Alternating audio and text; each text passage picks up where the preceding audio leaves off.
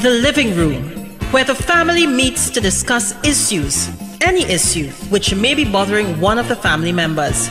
That's what we do each and every Tuesday on WAC 90.1 FM with Ricardo Mitchell and DJ Aaron 868. We have casual conversations on serious topics, from sports to culture, mental health to economics, relationships to life lessons. Join us each and every Tuesday from 7 to 8 p.m. on WAC 90.1 FM. The Living Room, casual conversations on serious topics. It is now 6 p.m. here in Trinidad and Tobago. I don't know what time it is where you are, but I'm glad to know you're locked onto the true nation station, WACK 90.1 FM, where we are culture crazy.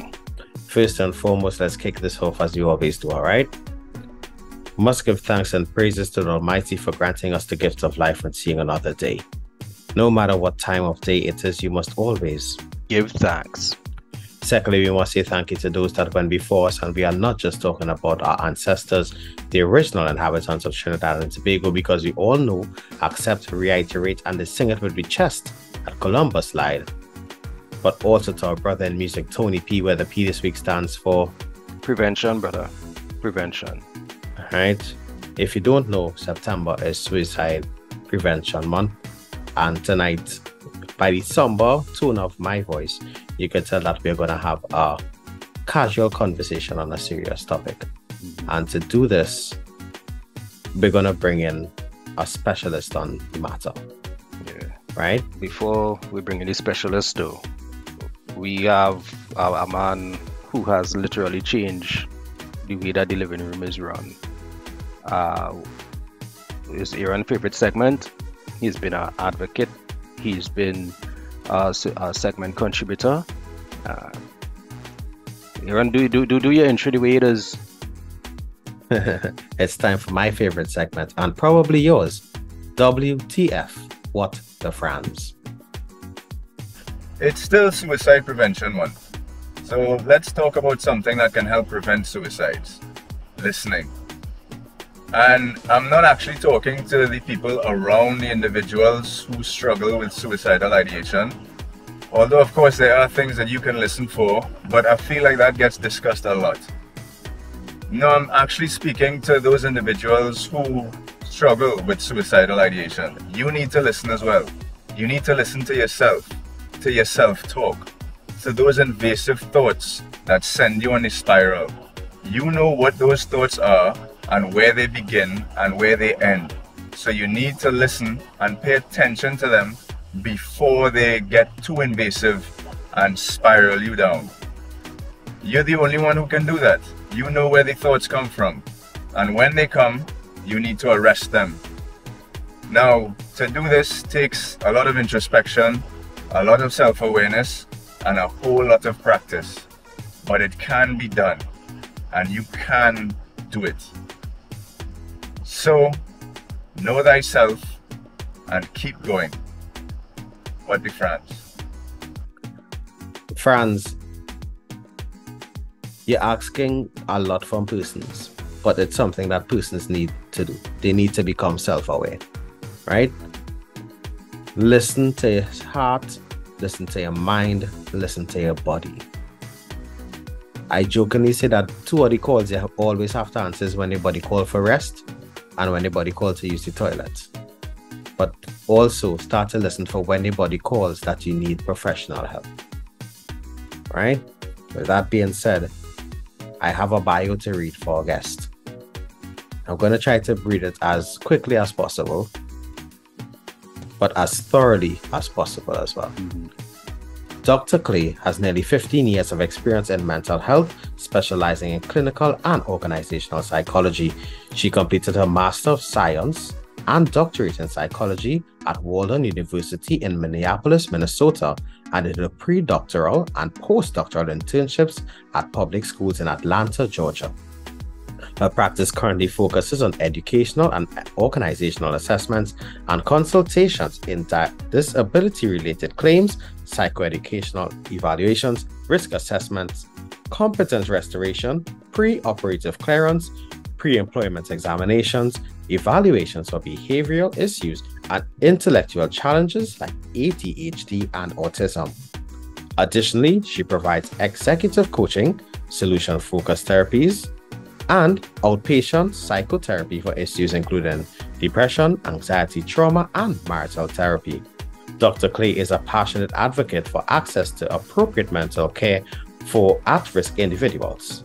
Dr. Clay appreciates the complexity of human behavior, the importance of context and culture in clinical practice, and the need for continuing educational and professional development. Furthermore, she is dedicated to respecting diversity and individual differences in clients, using evidence-based approaches, and upholding high standards of care for clients while maintaining the confidentiality of clients' information and advancing the knowledge in this field of psychology. That was extensive. Well, right? Good, because that's a serious topic. But you know what else is extensive? This introduction, this musical introduction by Vorish, who will be having their concert on October the 21st in San Fernando. Vorish, take it away. Welcome to the living room. Welcome to the living room. Welcome to the living room. Welcome to the living room. And we are back inside the living room here on the True Nation station WACK 90.1 FM, all right? And as advertised, we are joined by the effervescent, the ever beautiful, and the ever educated Dr. Clay. Hello. You see how the voice got nice and soft, huh? Hello. It was soft before and it get velvety now. Yeah. Let's see what's going on here. Yes. Thanks for the laugh for the day. That, you know what? That's what we strive to do. You know, we try to have casual conversations on serious topics, and as well as to bring a light nature in an already tense atmosphere. So if we provide laughter to you, that's what we're here to do. All right. Now we're gonna kick this off by probably asking you the most difficult question you're gonna get here today. All our guests, even Ricardo, constantly runs from this question. We are not asking you, where's the scene, what's the gist, psychologist, or what's the word hummingbird? We are asking you, how are you? Oh, well, thank you for asking that question. I am actually doing quite well. Thank you very much. Especially for a mom who just took her child to university. I think I'm doing pretty okay with my separation anxiety. Separation anxiety, you know, and we want to say a special good evening to all of those parents who would have dropped off their pick-me's for the first time locally at UE or USC or UTT, right? And also internationally to all the schools who we can't really call the name of because we will spend the entire hour talking about that. I want to know two things, right? One, I am at some point in time going to slip out of Dr. Clay mode Of course. call it by your first name. Could you pronounce your first name for me? Most definitely. It's Karine. Karine. Yes. Right, nice. So we have that covered. And secondly, this separation anxiety thing that happens. I mean, I understand you're dropping a preschooler off or to kindergarten, you know, middle school. I get it, but it never really goes away then as a parent. No, it does not. It doesn't matter, mommy or daddy, you know, because every time you drop them off, so to speak, it's another milestone of them not needing you as much as they did in the very beginning. That is I'm glad you said that. I'm glad you said that because I am intellectually challenged because I don't have kids myself, right? And I don't mean intellectually challenged full stop, right? There was a comma there, possibly even a parenthesis, ease me up. What happens is I don't fully understand some of these experiences because in my mind, how many times are you going to go through a particular process before you become a little more accustomed to it, before it has less of an impact? But I mean, I guess that is without the parental bond and the instinct to want to hold on. Maybe it's an impracticality, but a necessary one. So for me, it's always challenging in this season to watch parents like, yeah, but you did this though. Plenty times, eh? Plenty times. But it is actually when you see your child, no matter how old they are, you go back to that moment when they took that first breath and you held them, and you go back to that where they needed you for everything. And even though there's some parents out there be like, oh gosh, my own still bothering me, still need me for something, but which is true, they do. But as they become adults, you have to slowly let go and allow them to sometimes fail without you helping. Sometimes you have to be willing to not say turn your back on them, but know that the only way for them to learn and actually go through different milestones and value their experiences, you have to allow them to have those on their own without you. Let them learn to get back up. Yes. And it's really difficult if you see, even if my puppy dog hurt itself, I want to. So when it's your child, you're like, oh my God, I could see she's going to fall down, But if you told her, watch out, you're going to fall. Oh gosh, mommy, I have to learn on my own. So you let her learn on her own. You're there if she gets hurt really badly or she asks for help. But you have to allow her to be the one asking for the help. Him or her. That is an excellent segue into the type of asking for help situations. If it's one thing that you remember from today's episode as a parent who is going through that separation anxiety, this is one of those things you need to remember. Because as Ricardo said, I too am without child. All right, King James, go ahead. Jesus. Thank you. Henceforth. Right. Without athlete. But honestly, even as an older cousin, you try your best to protect the younger generation coming up within your family. But I do ascribe to the fact that you have to allow the younger generation to fail. And as they say, fall down 9, get up 10. You have to teach them that. Yeah. But when they're getting up, remember to guide them that, hey, remember how you fall last time, try not to repeat it again. Yes. Right? What did we learn from that experience? So, and I'm going to say the living room would not be the living room if we don't address the prevalent issues in conjunction with the months of the year. Right? And September is Suicide Prevention Month.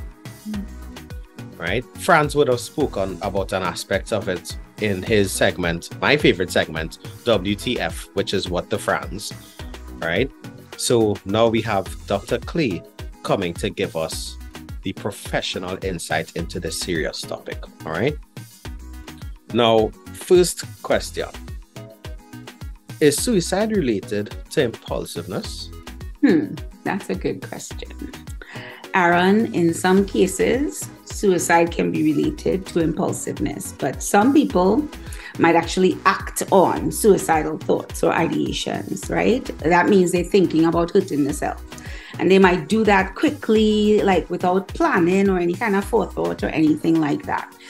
And most of the time that would happen when an individual is in a state of heightened emotional distress or when they're really, really upset. So we need to recognize that, if somebody is in some sort of a state of prolonged hopelessness or, they've been in pain a lot, be it literally or figuratively, or they've been feeling really bad for a long time, they may act on it that way. But impulsivity is really just one of the many factors that actually can contribute to someone committing suicide.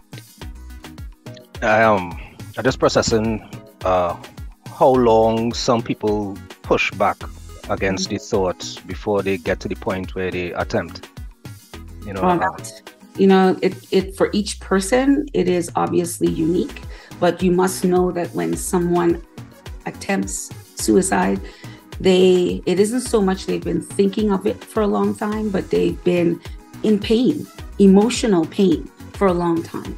And so when a person actually attempts suicide, it is because they don't see any other way out, no other way out.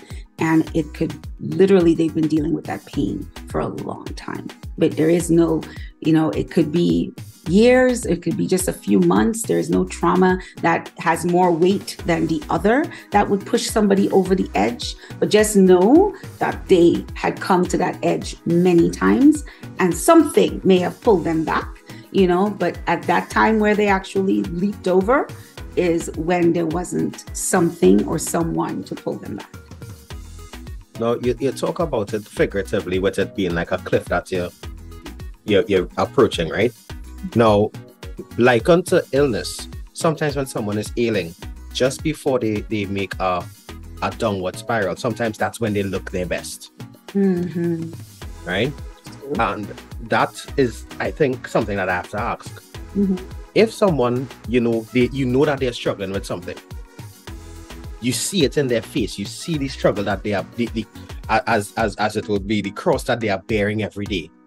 But you see at some point, it looks like they have put that weight down. They have put down that cross. But yet still there's a dramatic turn and all of a sudden that cross is back on their shoulders and they have an ideation or they actually physically attempt. What's that? What could be the cause of something like that? Okay, so this one is a little bit tricky because sometimes when people feel better, right, people think, oh, okay, all the harmful thoughts are gone. But for an individual who is having suicidal ideations, or they have a reason why they're having those suicidal ideations, be it a mental illness, depression, bipolar, schizophrenia, any of those things, or more, right? That they won't act on it, when they're in a prolonged depressive state, right? But once they have attempted, or even once they've gotten some help and they quote unquote feel better, you would think, oh, they're fine now. They're not depressed anymore. They've been getting some help and they stopped, but the appearance of everything being fine is there. But it could be a facade. That person could also be pretending to feel okay just for their family's sake. But inside, they're still struggling. So just because, oh, I got them help, I called the hospital, they are seeing a therapist or whatever, she'll be fine, he'll be fine. You don't stop being there for that person, because what happens is that when they were in the depressive state, they didn't have that energy to actually act out on the suicidal ideations.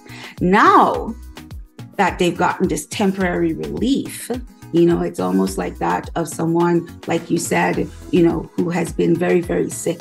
And then all of a sudden, right before they take that last breath, they look like nothing was wrong with them at all.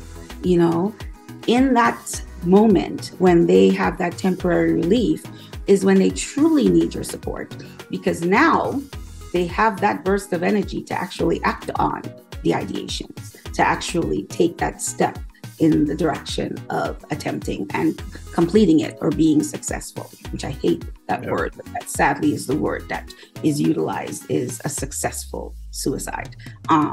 So we try our best not to use the word success in that context, but as far as the rest of us are concerned, we don't want it to be a success. We want to ensure that we stop that individual in some way, change their mindset about taking that step. I've seen locally, we say things like, oh gosh, but she was looking so good. Or, just the candle is burned the brightest before it goes out. And recently I was speaking to a brother of mine, and he was talking about the fact that he had spoken to a friend of his who went on to complete, and the shock of the normalcy of the conversation, it hurt him, and I detected some betrayal, as like I thought he was good, or I thought he would let me know type thing. Now I know there's a broad question, but what are the types of things we could look for in terms of someone signaling to us that, well, things might not be as good as they want us to believe. Right. Well, there are some common signs, right? And some of this would be that the person would start talking about wanting to die, or they're expressing feelings of hopelessness. Or all of a sudden you're seeing them pull away from their friends and family, or there's a change in their mood, and they may seem to be down. Also, the person might start expressing, oh God, I'm feeling trapped, I'm feeling, painted into a corner, or they're having, oh gosh, all over my hurting, and they're constantly complaining of almost like their heart is breaking or their heart hurts, and it has nothing to do with any kind of cardiovascular issue. You might also see, like if you look on somebody's phone, parents, please pay attention to your children, search what they call it, the cookies history or whatever. It is. I guess I'm telling my age when I say it like that. But anyway, so Search history, you're right there, man. Don't worry. Right. But pay attention to the search history of your kids or even your spouse or siblings. Pay attention to that every so often. Nobody say you have to be snooping. But if all of a sudden you're starting to see things popping up on their search, dealing with what's the best method of how to commit suicide, the most effective method, that's also a common, flag. As well as if all of a sudden they start giving away their favorite things, their most cherished objects, all of a sudden they just starting to give it away. Oh, this is for me. I want to wait for when I'm dead for you to get this. So here it is now, and things like that. So but please, an important note for all our listeners is that these are just potential indicators. It doesn't mean because I know people have a tendency to now go to the extreme and think, oh my God, this person trying to kill themselves. So it doesn't always mean it's confirms that this person has suicidal ideations. It's just important for you to pay attention to some things like that, because then you would be able to seek some professional guidance if you see that there is a concern. But these are some of the flags, especially if you see this person was an extrovert, very much out there, and then all of a sudden you start seeing them withdrawn, always in their room, not wanting to talk to people, things like that, which is completely different from seeing, a teenager who just is like, I just want to be in my room playing around with stuff. There's a complete difference. It's not just I don't want to just be around people. It is completely where they're in a deep depressive valley, and you're like, this is too extreme of a change for this person. So most definitely, making sure you just pay attention to those flags. I like how you ended with it, that you have to pay attention to the flags. So this shouldn't be something that yesterday I was outside lineman and enjoying life, and then today is like, all right, cool, I need a break. That doesn't mean that I'm going through a suicidal ideation. And honestly, as well, Dr. Clay, within all the conversations we have on mental health here, a lot of the things, the signals to look for, when you really look at it and you really sit and you just look at it at face value, but that could have been me last week. Wait, but I really give away that Man U Cup, right? The Man U Cup, seriously. God, I know that real specific. Yes, but that was very specific, but yes. But that's the thing. So it's not something that you just have to observe overnight. This is something you have to observe over time, the change of behavior in those close to you, right? It can't just be not because Man U lose Saturday, all of a sudden you think, no. No.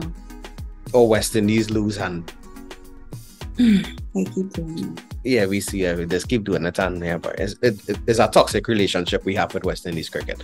But these are the things. It's not just the overnight changes. You're looking at the long-term changes in your friends, in your family, in your spouse, in your relationship, whatever it may be. Pay attention to the people, but also those who suffer with the ideations. As Fran said, you need to pay attention to yourself. Yes, you do. You need to know when you need help to also ask for it.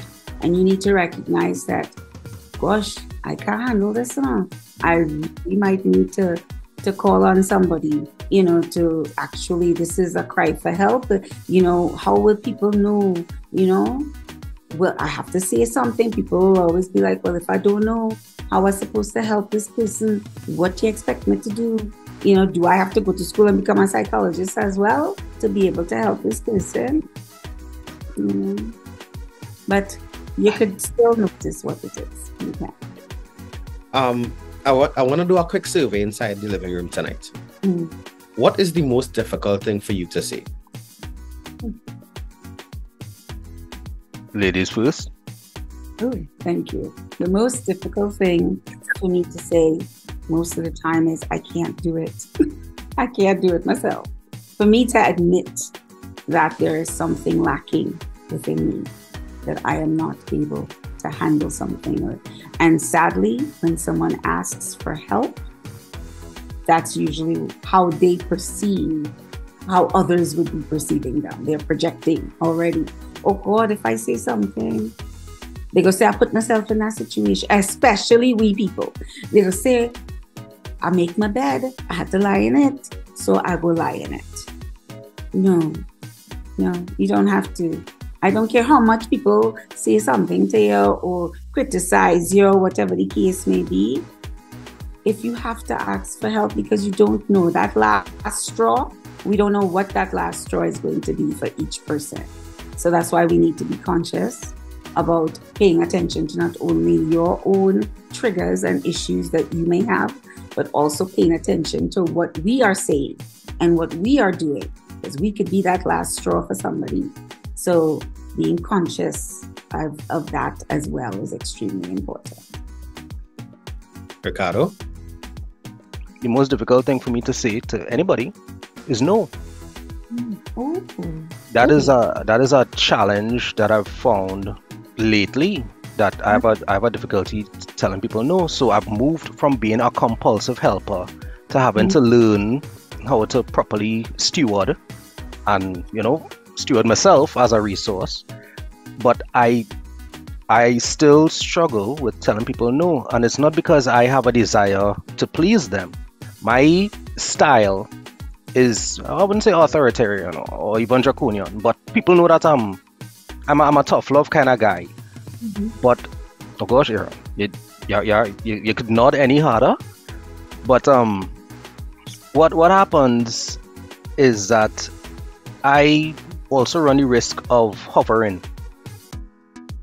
I don't want you to go through something you don't have to go through if you don't have to go through. So sometimes, and I am guilty of it, I protect to the point where I don't prepare.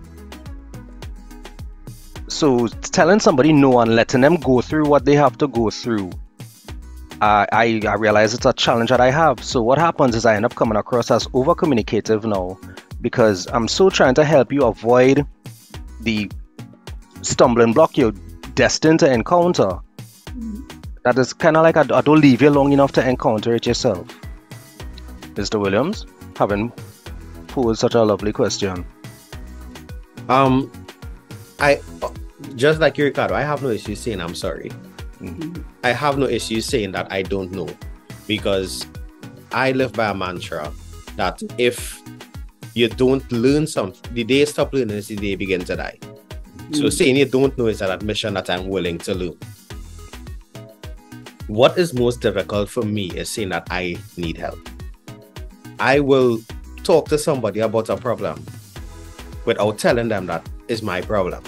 And I think as men, that is one of the biggest problems that we face, admitting that we need help.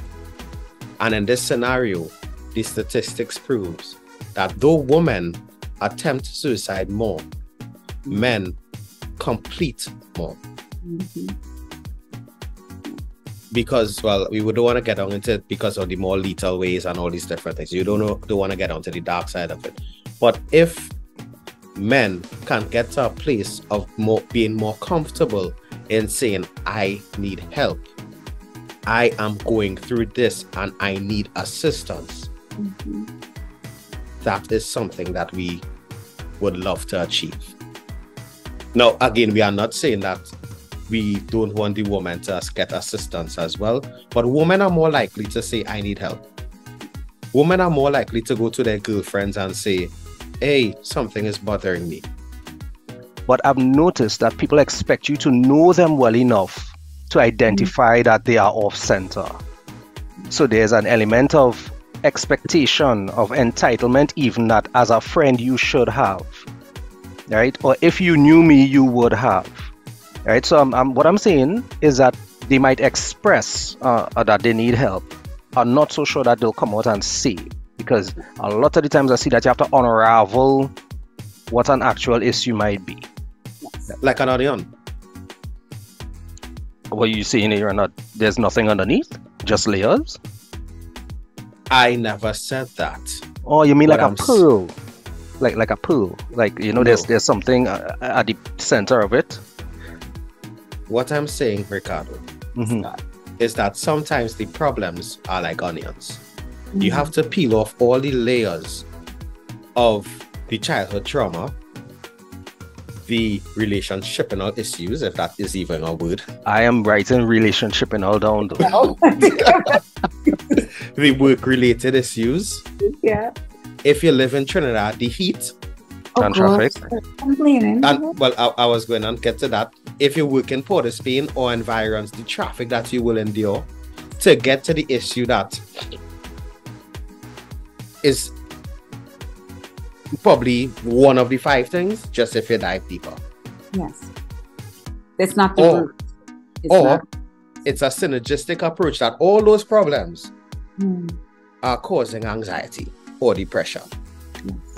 So Karine, I want to know, right, what do you think about what it is we're seeing here? Because what the conversation has lent itself to is that somebody asking for help is not as clear cut as those 3 words. What are some of the things that would indicate someone might be asking for help, which is different to the signals that are struggling, huh? Right. Mhm. Right. Again, one of the things that Aaron has been drilling into my head over the 5+ years we do in living room is that communication, Right. face-to-face, real-time, in-person communication is an important thing, right? Mhm. So instead of me getting upset with somebody because they're moving left, Mhm. right? What kind of questions could we ask, or what types of things that could we do to help somebody get to that point of saying, well, this is what it is? Okay, so I would have to say, I know this whole conversation is, you already noticed, for you to even start to have the conversation with this person, you already noticed that they're going left, right? So in saying that, we want to say that the conversation is hard, it's challenging for you to have, but when you're going to have it, just tell the person, start off with, I noticing you're not acting like your usual self, Be honest with why you're coming. Don't you see these little games that sometimes people, I have to infer and I have to da. I was like, no, those games are not necessary. Come right out and say, you know what, you are acting like yourself. Messy and you're eating. I find these days you're not bathing.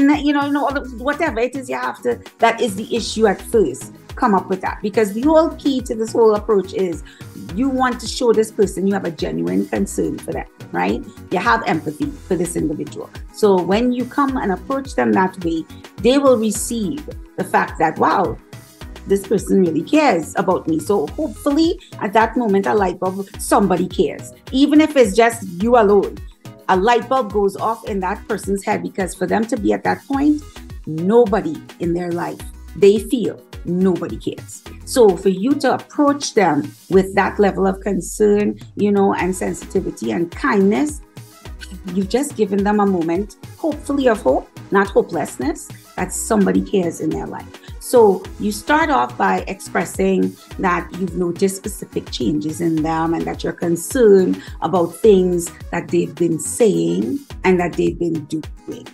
Ask some open-ended questions. And when you're asking the open-ended questions, make sure you're listening. Because sometimes we'll be asking questions and sometimes we answering the question for the person. We're not actually actively listening to what the individual is saying, right? So, and then without us putting our 2 cents in about why they shouldn't be harming themselves, especially if you see cutting is occurring, a cutter doesn't always end up committing or attempting suicide, but an individual is cutting because they're feeling numb. That numb feeling, or that being separate from what is happening in reality, is a sign and a flag that that individual needs help, and they're asking for support. Sometimes when they cut in places you can see, they want you to notice it. You know what I mean? They're not just trying to get just only sympathy. They want, so it's a cry for help. It's like you could see, I'm doing something to hit myself. Somebody come and help me now, so I won't continue doing it. So asking those open-ended questions about, you know, how come I see you making marks on your skin? How come I see you biting away and pushing and making bleeding marks on your cuticles to the point that, you know, that you're pulling the skin apart? How come I see you picking at the bottoms of your feet? You're pulling your hair and eating it. You're pulling out your eyelashes. Different things that people would do when they are anxious or stressed or going through issues. You know, some people are like, wait, all of a sudden this man have this tick. I find he has a tick. Your body also has a way of presenting your emotional stress in different ways, so that even that you are not even conscious of. You don't even know that you're doing it at times, but other people notice what it is that you're doing. So when you see somebody actually acting out of character, you ask those questions point blank. Say, I noticed this and this and this is happening in your life. So what's going on? Is there something that you need to talk about? You know, what's going on? What's bothering you these days that you need to talk about? And when you say that, pause and give the person a chance. Give them the thinking time now, because that is something else that we don't usually do for a person. We don't allow them to think. Give them the thinking time. Yes. I'm writing thinking time down. Thinking time. So they can express what it is that's actually going on, because maybe it has to do with you. It might have to do with you, and they don't know how to say it, you know? Wow. And you have to be open to hearing what is being said without judgment. And again, we people have a problem with that, you know, because of course, immediately we go on the defense, right? So that level, you know, is difficult for you to do. So I need us to make sure that we're listening, so that we know, we, you know, tell them, if I can help you. And that's a thing that you had said, Ricardo, when you were saying you can't just stop helping, or to some extent even enabling an individual. In you trying to help them, you're also enabling them somewhat, because you're overly helping, right? So in saying that you'd be like, I can't help you, but I know the name of a doctor or a therapist. You know what I mean? I will go so far as to say some people have paid me for somebody's care, because they're like, I can't help this person. So Dr. Clay will help you, or, you know, Dr. Bujari will help you, or whomever it is will help you, and I will pay for your first 10 sessions. You know, something. That's a way of helping that person. Yes, because you know they can't afford it themselves, right? Or whatever the case may be, you know? So things like that is one way of assisting. You can still check on them, Ricardo, but you cannot. Being a helicopter friend or a helicopter parent isn't helping that individual. It sadly hurts them, because we have to allow, to some extent, to learn. It could be guided support, but it should not be you are standing there just waiting for them to fall. But you want them to learn from the experience. If you catch them before they fall, how much did they learn from experience? So we don't want a person to actually successfully, you know, attempt suicide, but we want to make sure you were there to hear. You heard what they said. You guided them to get the appropriate professional support that they needed, you know, and you will check on them. You'll be like, you know, even before, where maybe you didn't call your buddy or your friend in a long time. When he runs across your mind, give him a call. Go on. When he run across your mind, give him a call. So why you buffing now? Why you buffing now? Why you buffing now? Why are you getting defensive? What I'm saying is, you know, when people run across my mind, that I go spend whole day calling people. Your dog, they don't And run again, like every day. There are two people in my life that have real friends. Two. Yes. Jill Valdez and Ricardo Mitchell. Really? Yes. Like, Jill is my friend, so yes. Jill know everybody. Yes, she does. And Ricardo know everybody minus one. Yes. Minus yourself or minus Yeah, what? I ain't thinking that. I ain't thinking that. But honestly, Karine, Yes, love. there are some things you said there, and I want to reference it to persons who have a non-psychological background. Right. I have a brethren who tells me that when you're having a conversation with someone, you need to be intentional in the conversation. I have another friend who tells me that when you ask the question, how are you? Don't ask it from a place of macking. Ask it from a genuine place. Right? And thirdly, I have another friend. Now, IRL friends too, but not as much as Ricardo and Jael. Right? I have another friend that tells me listening in a conversation is more important than talking.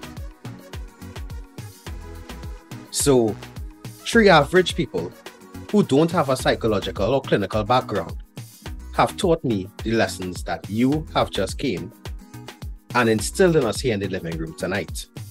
And I shouldn't say just instilled, reinforced here in the living room. Because when you were small, your grandmother always used to tell you, hush up and listen, you're going to learn more. 2 ears and 1 mouth. A reason now. Listen twice as much. Now, the average man, like Ricardo and myself, we just using ourselves as the example here. Who you call an average, bro? Get it together. Get it together. Beacon of light and purity and humility. And Come humility. Don't forget. I'm one of the modestest people I know. So. One of the what? Modestest. It's like most modest plus one. Boy, we creating some real new words these days. Yeah, but I can't wait to use relationship and all of that.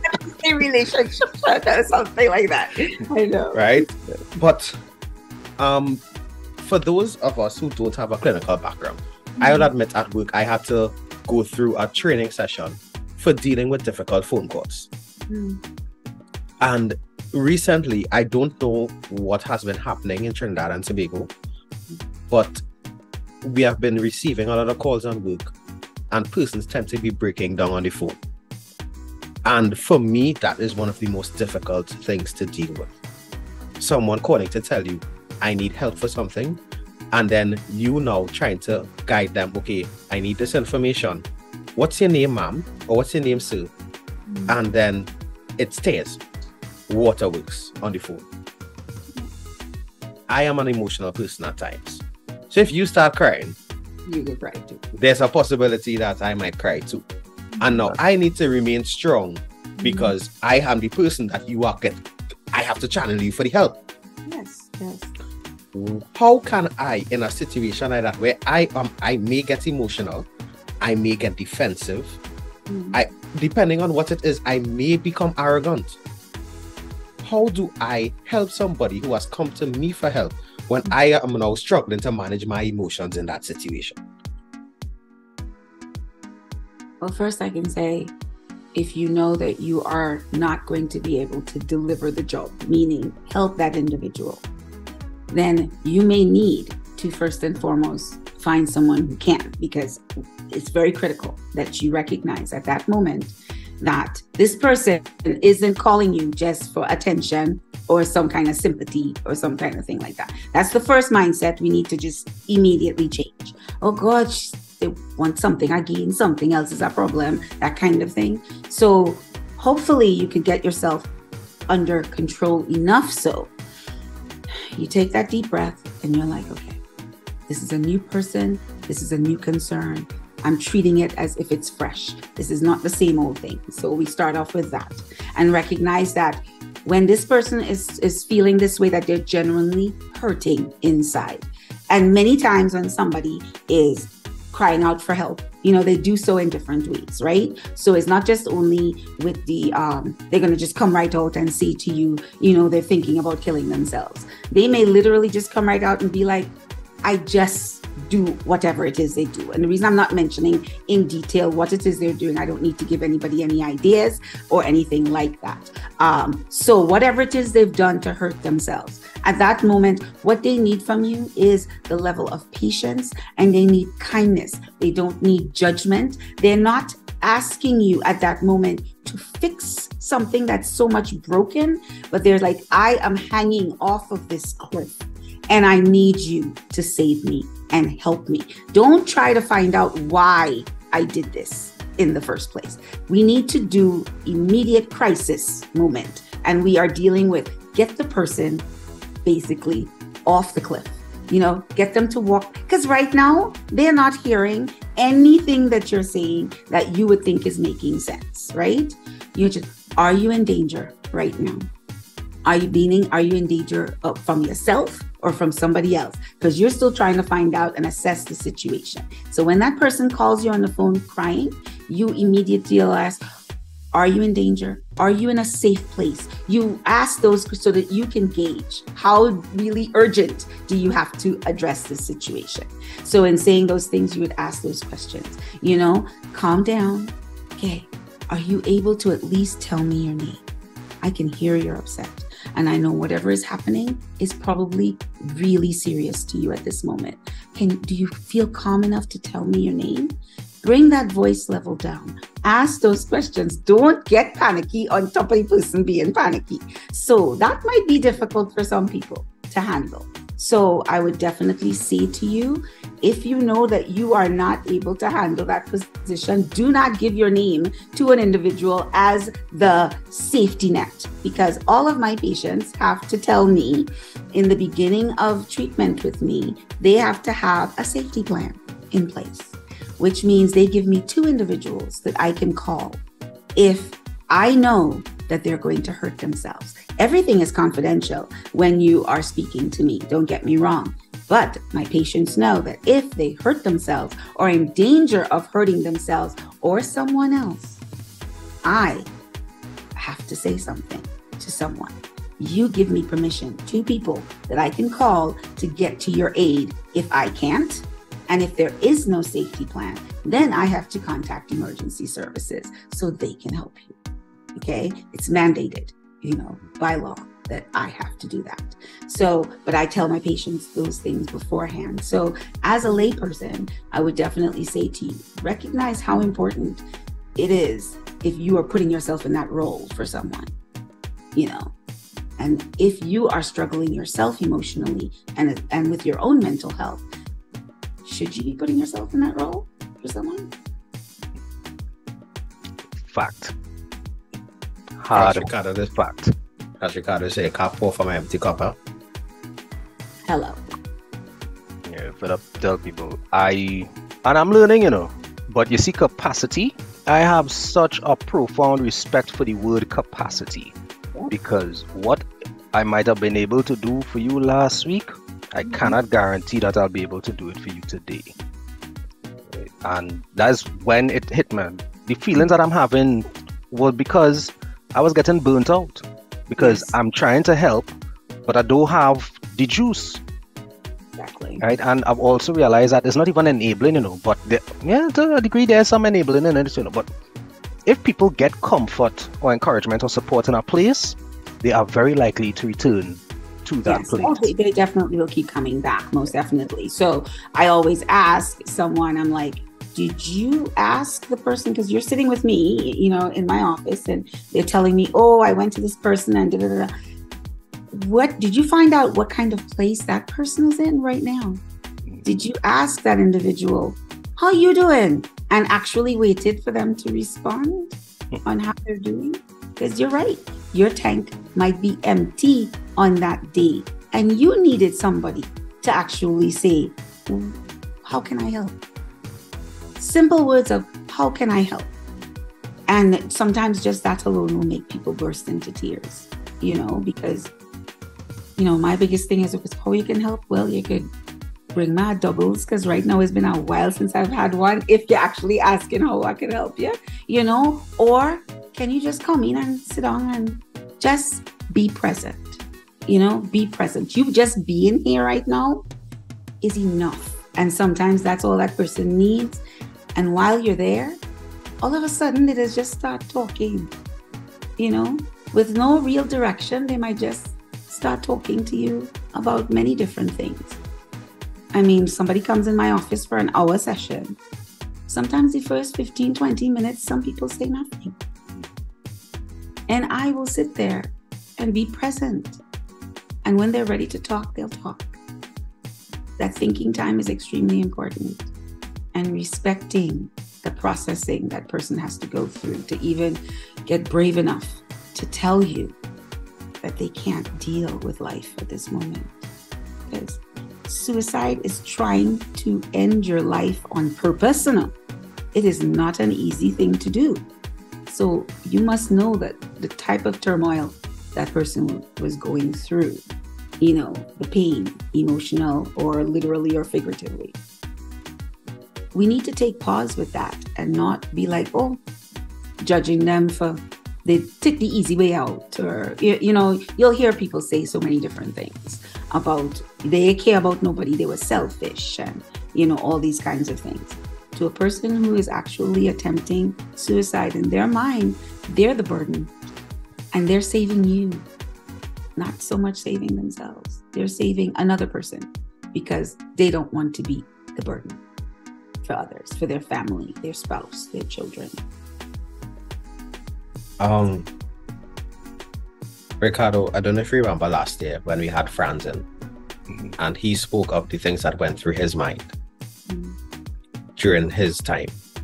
Right? If you want to go back and look for that interview, just head across to YouTube, search for The Living Room 868, and there's a playlist on DJ Aaron 868's YouTube page. All right, so you could go back and check out that interview. Could also put the video in a link right there while you were saying that. Thank you. Right. Yeah. But you see, this suicide conversation is one which is a very important one, but it's a very heavy one. Because we sit here today and there are many persons who are struggling with suicidal ideations as we speak.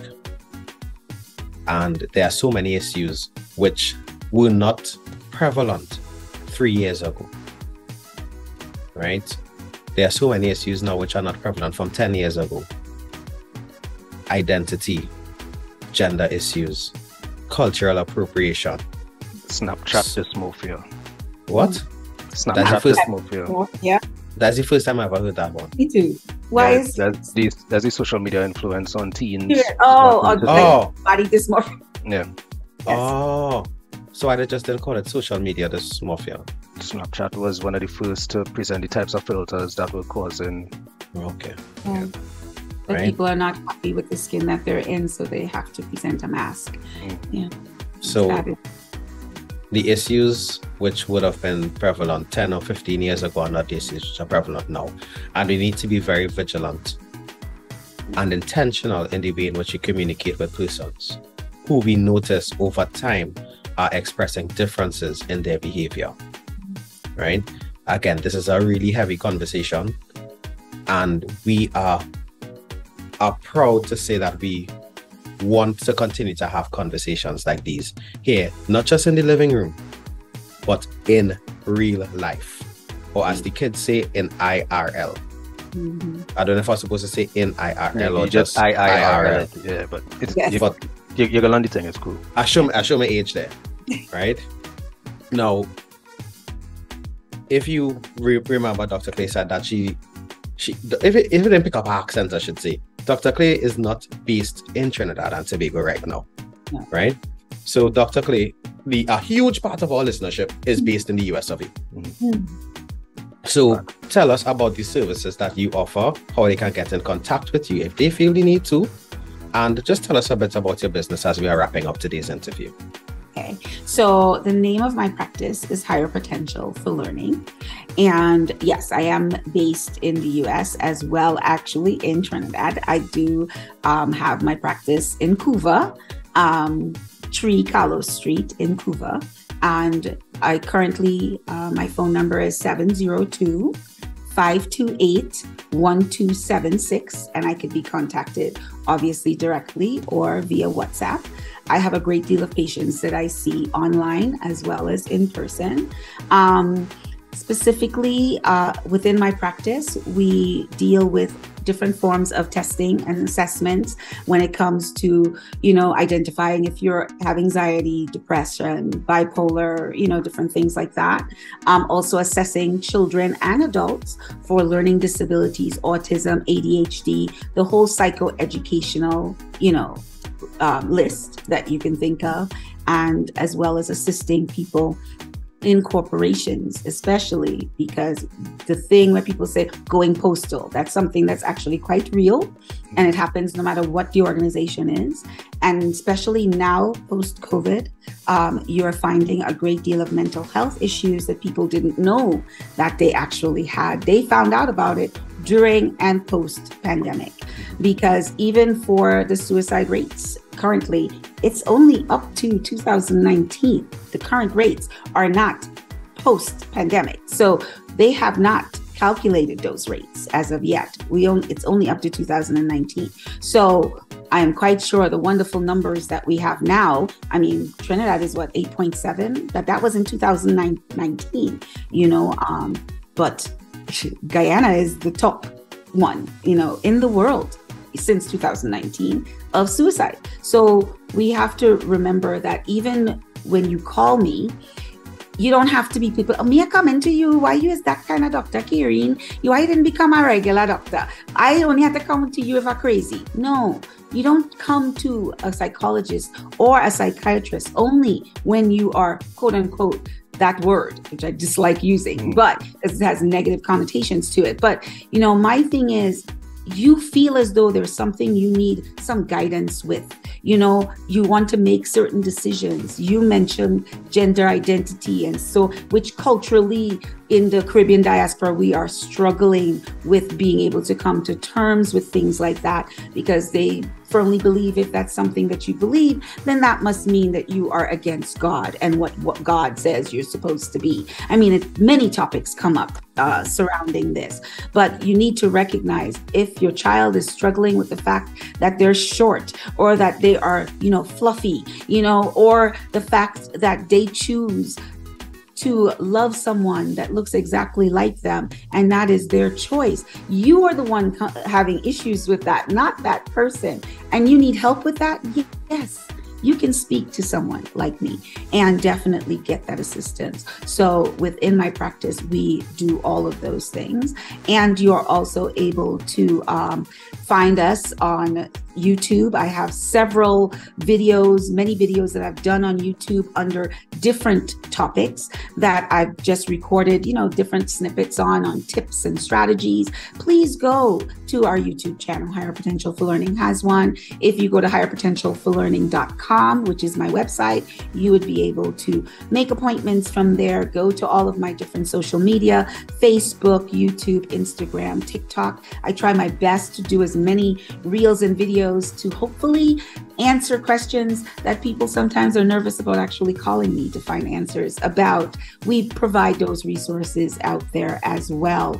And please recognize, if you are thinking of any of these things, most countries that you live in have a suicide hotline, Trinidad and Tobago, and know that in your local communities, we have many mental health resources and facilities. Tap into that if you can, and many of them are free that you can tap into. I belong to TTAP, Trinidad and Tobago's Association of Psychologists, and I am also part of, we call it the CIT team, CIT, which is the COVID intervention team that has branched off from TTAP, and pretty much we help with any kind of, you have a quick question or something like that, we have the hotline where you can get 15 to 20 minutes to at least help talk you off the cliff or guide you to a facility or a resource that can address your need then and there, because we're just on the phone and we can only do but so much on the telephone, but at least it may be enough that it could be that thing to pull you back from the edge. And sometimes that's what you need, so tapping into those different resources. If you don't have a phone, because some of us don't, Go to the emergency room. You can even go to the police station. You can go to the fire station. It is, and going to the hospital. That is what they're supposed to be there for, to help you in need. Sometimes your illness isn't something that people can physically be able to see. They can't see your foot is broken or something. They may not know that your heart right now is broken and that you're struggling emotionally to, with this huge Grand Canyon of a feeling that you're feeling that's so overwhelmed that you can't help yourself, that you're coming to them for help. And hopefully there are individuals there that are trained to be kind and to be patient and not judgmental of the fact that you're coming to ask for assistance with something that you can't deal with. So those are the places that are out there for you to tap into. So please do so. Before I thank you, Dr. Clay, I want to thank Mr. Desmond for the couple of minutes that he's allowing us to just wrap this up, because I know we perilously close to 7 or we thereabout, but this is something that we just had to make sure that we got inside tonight's program, all right? So Dr. Clay, I want to thank you from the bottom of my heart for coming in today, sitting in with us today Yes. to have this conversation, right? It's one that we need to have. We need to continuously have it. And we thank you very much for the human service which you are doing to ensure that these conversations are had and to ensure that persons do get the help that they need. Mm-hmm. Most definitely. You're very welcome. When she get down in that voice, it just sounds so serene. I cried twice. Right, so again, thank you, Dr. Clay. Anything, Ricardo? I am grateful. I want to thank you for your time. I want to thank you for sitting down and catching up with us in the living room. Yes, this was the epitome of a casual conversation on a serious topic. Now, I'm pretty certain if people tune in and catch us laughing in the middle of the episode, they would not know this is what was going on. But it is important to be able to have the difficult conversations, and I thank you for making it this easy. Right? This is Ricardo Mitchell, the social sage on the global stage. Thank you guys for joining us. Remember, guys, the hourglass is opaque. We don't know how much time remains, so whatever you're doing, be good and stay safe. Thank you, Karine and Aaron. And this is yours truly, DJ Aaron 868. I remind you guys that culture is my code. And I also tell you that love is the currency, so spend some today. Let somebody know that you love them, guys. All right? Mr. Desmond is up next with the big band. Thank you all very much for tuning into the living room on the True Nation station, WACK 90.1 FM.